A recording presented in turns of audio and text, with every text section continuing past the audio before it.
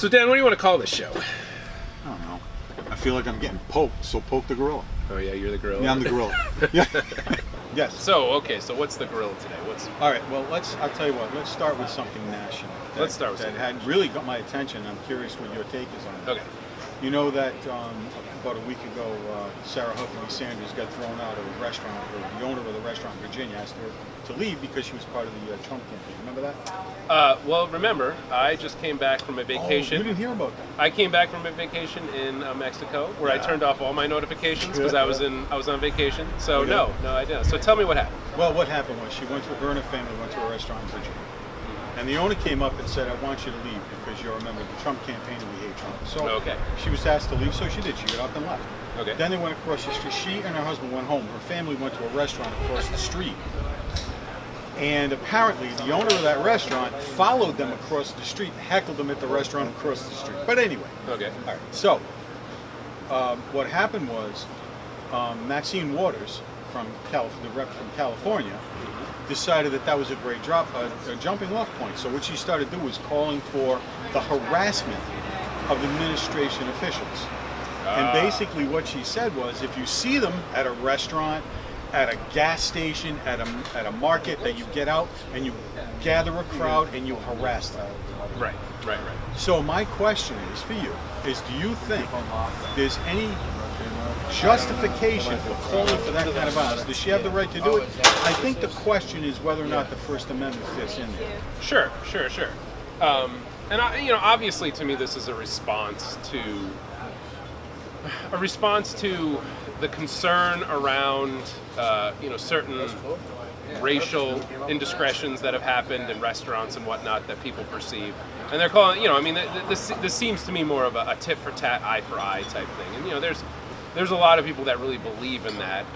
I don't necessarily believe in that, but I can understand why that response feels appropriate to some people. Now, I don't think it should happen to anyone. I don't think it should happen on the left or the right. Right. And exactly. I don't necessarily think because that a retaliation is the appropriate response. If it happened on the right, everybody would be blowing up. The media would be going crazy. I mean, not to politicians. No, not to politicians. Not to that level. And those are the targets right now for the left. The right is since the right is in power, so to speak, the politicians are targets. And again, if you were to say, well, that hasn't happened, and people would reference certain incidences of minorities being targeted in the same manner. But my question is, and I guess where I'm trying to find the correlation is with this moron from California. Okay. First of all, where did she get off telling people to be harassed? Number one. Number two, she actually doubled down on it. She blamed President Trump. Oh yeah, he's created a culture of dishonesty and blah blah blah. So you have every right in the world. Oh, come on now. Enough is enough. Do me a favor. If you're going to have that kind of position on the left, and the right does it, first of all, it shouldn't be happening on either side. There should be decorum. There should be civility, and there is none. And by the way, it's they blame it on the right. Baloney. It's on both sides, and more so it seems on the left. Now, I don't condone that. I don't see how anybody could possibly condone that kind of crap happen in this country, especially with somebody that's working for an administration that believes they're doing the right thing. And frankly, for the most part, I think they are. Okay. But for a woman to be harassed because she happens to have a particular job, come on, that's stupid. That's just dumb. No, I would agree that I don't think that's appropriate. Not at all. Hey, we agree.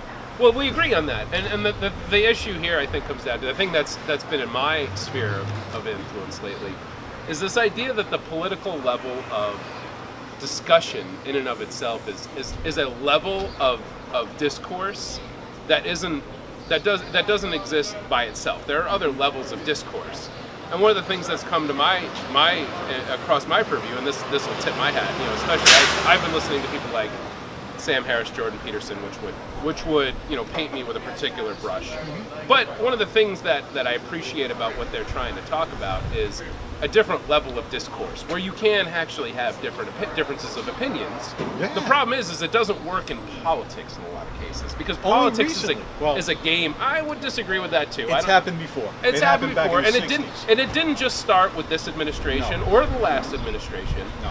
It's been argued. You could argue, that certain seeds were sown ever since Reagan, but that's Actually, it goes before that. Or even if before you think that. about the Vietnam War, Or, yeah, the right. So division you in this could look country at- during the Vietnam War was worse than it is You could now. look at Nixon and before, right? And so- Johnson and Johnson. Yeah, Right. I mean it's much different. But Of course, then now, if I making may- messes of myself. Yeah, good shot. Thank you. It'll crust up. Anyway, let's bring it to local politics in Okay. terms about how crazy it gets.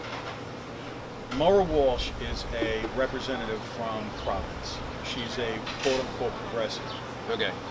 She did not get the endorsement from the Democratic Party because she has a gentleman named Earnhardt, I believe, who's running against her, who did get the endorsement. Now, by her own admission, she didn't ask for the endorsement, but she was angry because she didn't get it. Okay. And they're saying it's because she's a woman, that there's an anti-woman, actually it was Regenberg, who's running for lieutenant governor, who said that it was an anti-woman sentiment. So what's happening is now, you can have a logical conversation about why she did or did not get the endorsement. Frankly, the reason she didn't is because she called out Mattiello. She claimed that everybody up there is constantly drinking and drunk. Well, of course she's not going to get the endorsement. Come on, you beat the crap out of them and then you want to get the endorsement? But bringing it to a local position, the fact is that she as well is pulling that identity politics stuff. Oh well, yeah, but that's You know, that's the come name of the on. game these days. I mean, It it's doesn't interesting you work. talk about that because, as you know, one of our previous partners is prominent in the Rhode Island Progressive Democrats. Yep. And they're talking about that a lot in their sphere about what female candidates are getting endorsements and whatnot. And I can't claim to know the positions behind people. I mean, I can appreciate the sentiment that that if you're not towing a party line to some degree, Yeah. if you're not towing a party line, you're not going to get the endorsement. I mean, the sentiment, the opposition to the sentiment, I should say. I say I appreciate the sentiment. I understand why the sentiment probably exists, meaning you don't toe a party line, thereby you don't get an endorsement. And a lot of I don't know. Again, Why is that a mystery? It's not really. I think it comes down to having if you're going to play a game and you want to play outside of the rules, it's going to be a challenge to break Suffer into the the game. consequences. Not that it can't happen, but there's going to be. If you have a good message. Yeah, right, exactly. However, if inherently in that type of game, if you're trying to play outside of the bounds of the rules, there's possibly not going to be a high percentage of people that win at that game. Now, Right. and I think what a lot of more progressive people are looking, they want more women. There was even a call to for certain white male candidates to step aside. Yeah, I know. That's In ridiculous. favor of female candidates. I would rather have good candidates than a male, And I female, don't upside really down know. dogs. It doesn't matter. I don't if they're know- a good candidate. Sure, I don't know Shouldn't whether matter. or not. I don't know the candidate, so I can't say. I would agree. I would prefer the better candidate over a particular demographic. Yeah, well, Jesus. But I also don't know. They could all if they were equal candidates, then maybe I could agree with. Well, let's try to get a different type of candidate in there. But again, without knowing, it did seem to me to be a strange request. Not a strange request, but a request that it didn't have enough behind it, in my opinion. Like request, I, you mean, a for the request endorsement?